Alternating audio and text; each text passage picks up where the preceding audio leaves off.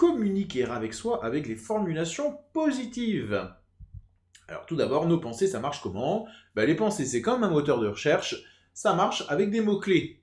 Donc si j'ai une formulation négative, eh bien j'aurai la formulation associée, et si j'utilise des formulations positives, eh bien j'aurai les formulations associées.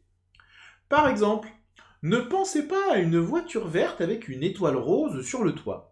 Ou encore, ne pensez pas à un éléphant jaune qui tient un pinceau avec sa trompe. Mieux encore, ne pensez pas à un singe qui danse sur une table ronde. Nos pensées ont un impact sur nos ressentis et nos comportements. Si j'ai une pensée positive, je vais me sentir bien et il est fort probable que j'agisse de façon positive.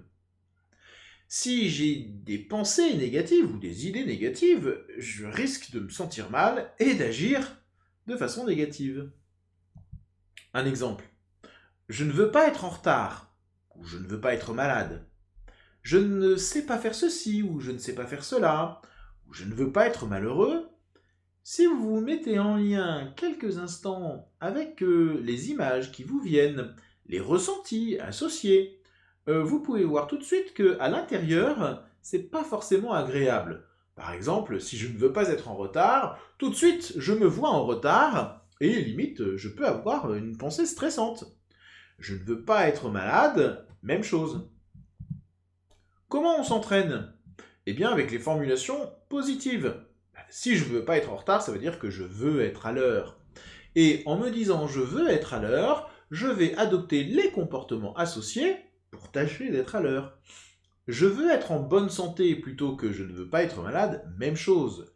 Si vous tapez sur Google le mot santé, vous risquez d'avoir beaucoup d'images, d'articles associés à la santé.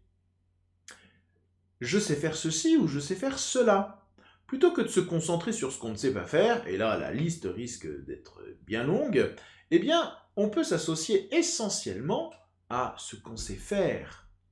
Et plutôt que si je veux pas être malheureux, au fond, ça veut dire que je veux être heureux. Et la même chose, on voit plus large, on peut voir plus grand, on peut voir plus coloré, entendre mieux, autrement, avec des sons plus agréables et des ressentis plus agréables. Voici les quelques conseils. Si c'est difficile de formuler positivement, commencez par lister les formulations négatives, puis transformez-les. Faites-vous aider par des proches ou en allant chercher sur Internet si c'est difficile. Puis, entraînez-vous jusqu'à ce que cela devienne une habitude et surtout, donnez-vous le temps d'apprendre. À bientôt!